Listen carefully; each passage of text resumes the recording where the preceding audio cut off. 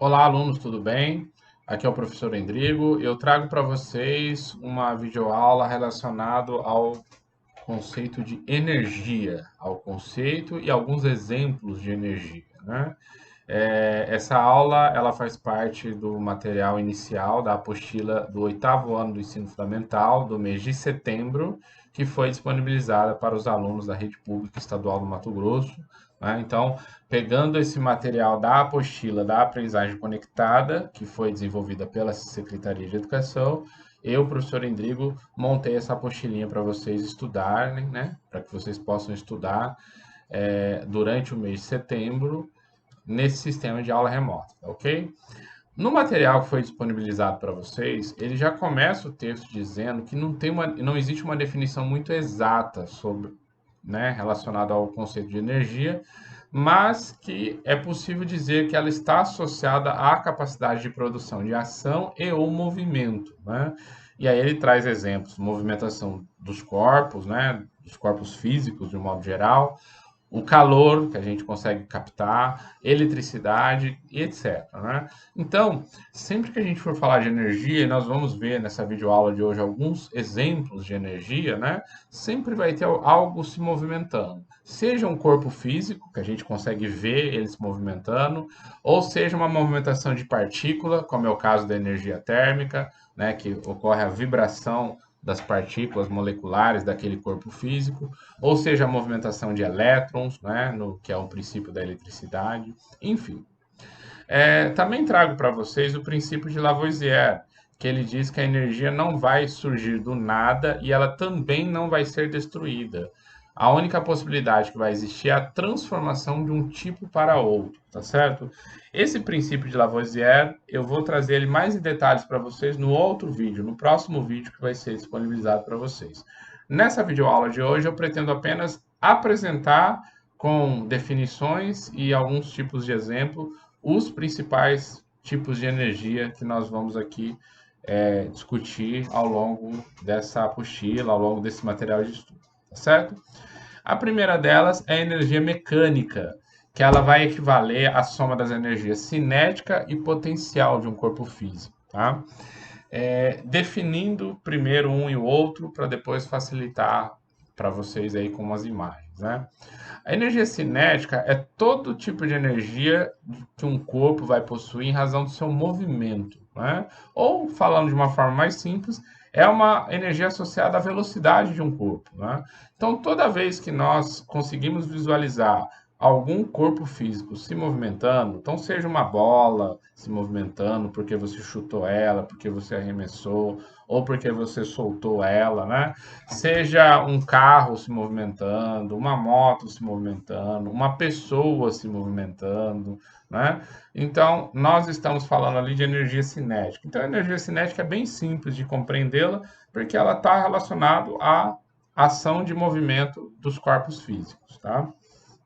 A energia potencial ela é um pouquinho mais complexa, porque ela vai falar de energia armazenada, ou seja, algum tipo de energia. A energia potencial é uma energia que ela está de alguma forma guardada em um determinado sistema físico, né? E que em dado momento ela poderá ser liberada, e ao ser liberada, nós teremos a energia cinética. Então, a energia cinética é o movimento propriamente dito, e a potencial ela é energia armazenada antes do movimento, tá certo? Basicamente, a gente tem dois tipos de energia potencial que eu vou apresentar para vocês no próximo slide, que é a energia potencial gravitacional e a energia potencial elástica. Tá? Começando com a energia potencial gravitacional, como o próprio nome diz, vem de gravidade, né? Ou seja, é uma energia associada ao estado de separação entre dois objetos que se atraem mutuamente, né? No caso específico aqui do planeta Terra, nós temos uma força chamada força da gravidade que atrai os corpos físicos em direção ao núcleo da Terra, né? Então, por exemplo, na segunda imagem ali, vocês veem uma pessoa que estava segurando uma bola de tênis e ela soltou essa bola de tênis. Enquanto ela estava segurando a bola de tênis continha energia potencial gravitacional armazenada. Por quê? A bola, na verdade, estava querendo ir para o centro da Terra.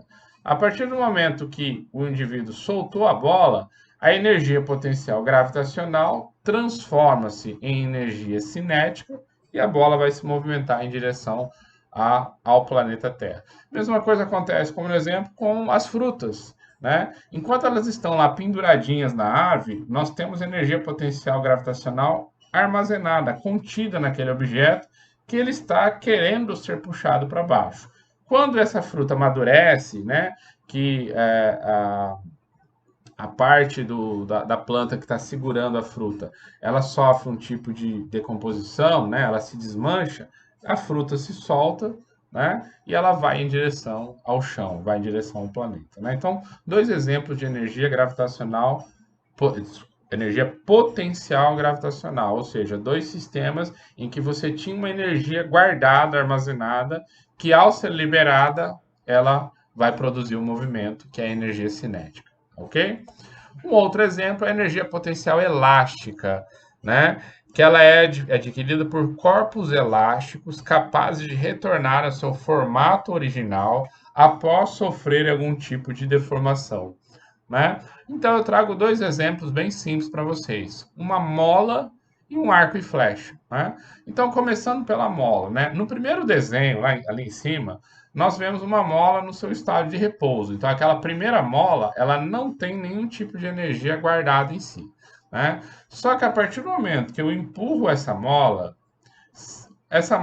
passa a ter energia potencial elástica armazenada. E essa energia, vejam que ela veio da energia cinética da minha mão. Eu movimentei a mão, que é um princípio de energia cinética, e transferi a energia do movimento da minha mão para a mola. E aí essa energia ficou armazenada na mola.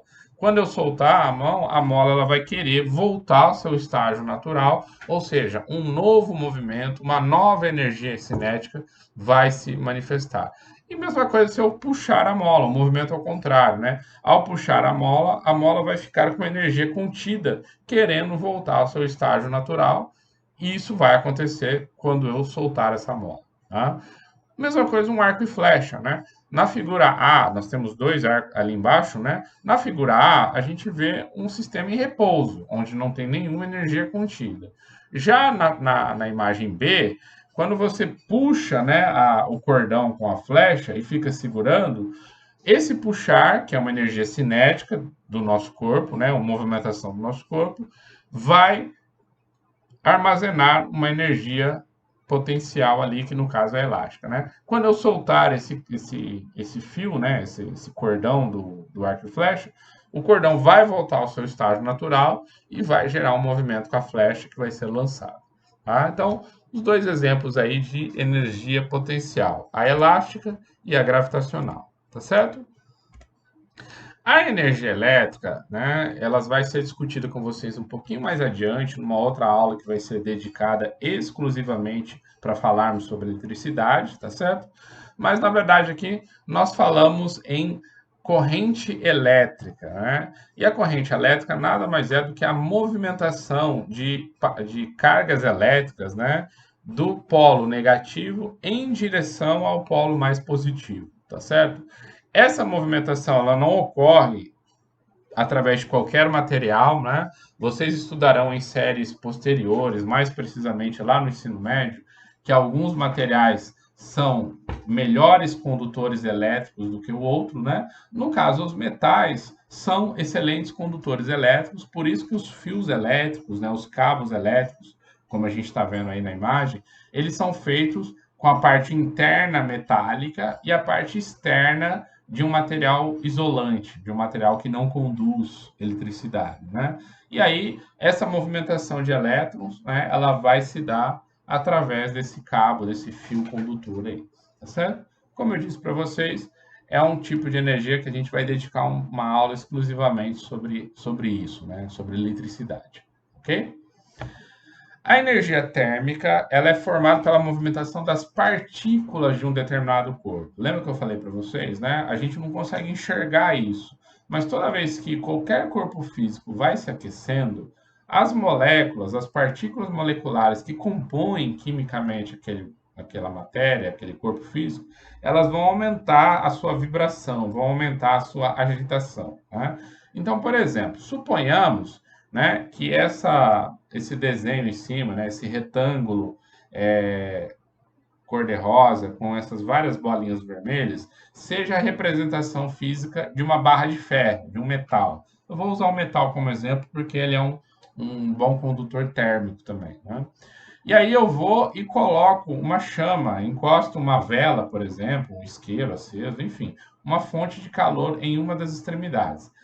As moléculas, né, daquele metal que compõe aquele canto que está em contato direto com o fogo, com a fonte de calor, elas vão começar a aumentar a sua vibração, a sua agitação. E a gente não consegue enxergar isso, né? A gente consegue perceber tateando, né? A nossa pele possui neurosensores com capacidade de captar a temperatura, né? Então, se a gente encostar ali, a gente vai sentir uma dor, né? Que é da queimadura. Essas moléculas vão agitando, mais ao meio da barra de ferro, elas vão estar menos agitadas, e lá na outra ponta da barra de ferro, elas vão estar com uma vibração ainda muito pequena, né? E aí, como eu disse para vocês, se eu encostar o dedo nessa ponta aqui, que tem pouca agitação molecular, eu não sinto nada de temperatura. Se eu colocar mais ao meio da barra, eu vou sentir a temperatura levemente aumentada. E se eu colocar na ponta, aonde as moléculas estão muito agitadas, vai estar quente, eu vou sentir o calor com mais intensidade, né? Então, quanto maior a agitação das moléculas de um corpo físico, significa que maior está a sua temperatura, tá certo? Isso é a energia térmica, ela está relacionada com a movimentação, com a vibração das partículas moleculares daquele corpo físico, ok? A energia química já é um tipo de energia que, através de uma reação química, ela pode se transformar, né, em produtos químicos, e dessa ligação química vai envolver a liberação de energia, né? Então, os exemplos clássicos é a energia nuclear, que eu vou trazer um material de apoio para vocês, um material complementar falando único e exclusivamente sobre energia nuclear, que é a energia da fissão dos átomos, né? Então, aqui eu vou trazer para vocês aqui mais em detalhes. A queima de combustíveis, a digestão, né? Um processo digestivo dos seres vivos, e a fotossíntese, tá? No caso da energia nuclear, ela é proveniente da fissão nuclear, tá? Então, vocês vão estudar um pouquinho melhor lá no nono ano o que é um átomo, né? E vocês vão aprender que o átomo ele tem algumas partículas que compõem a região do seu núcleo. E nessa região existe muita energia armazenada, né? O fato é que alguns elementos químicos são passíveis de terem o seu núcleo separado, e essa separação das partículas do núcleo faz liberar a energia, né, em altíssima quantidade. Então, essa é uma das formas que a humanidade tem utilizado, né, para a produção de energia elétrica, utilizando-se da energia da fissão nuclear, tá certo? Que não deixa de ser uma energia química que depois é reaproveitada como energia elétrica, tá certo? A queima de um combustível, né? Então, aqui eu trouxe 3 sistemas. O primeiro deles, um sistema mecânico a vapor, né? Então, vejam que nessa caldeira, né? Nessa caldeira aqui, é colocado algum tipo de combustível, que pode ser qualquer combustível, pode ser um carvão mineral, pode ser madeira, alguma coisa que vai ser queimado. Essa queima faz aquecer a água dentro desse sistema, o vapor de água subindo faz esses pistões se movimentar, e esse pistão que está ligado, né, por um sistema hidráulico, vai fazer essa polia movimentar, né, vai fazer essa roda girar, vamos dizer assim. E aí, esse movimento pode ser usado para produzir eletricidade, para movimentar uma máquina, para fazer um motor rodar, né? Aí pode ser várias as finalidades aí, tá? O fato é que, vejam, a energia química que está aqui no material que vai ser queimado vai se transformar em energia térmica. Essa energia térmica aquece a água, essa energia térmica promove um movimento, ou seja, produz energia cinética, e essa energia cinética, esse movimento, pode ser usado para várias coisas, né?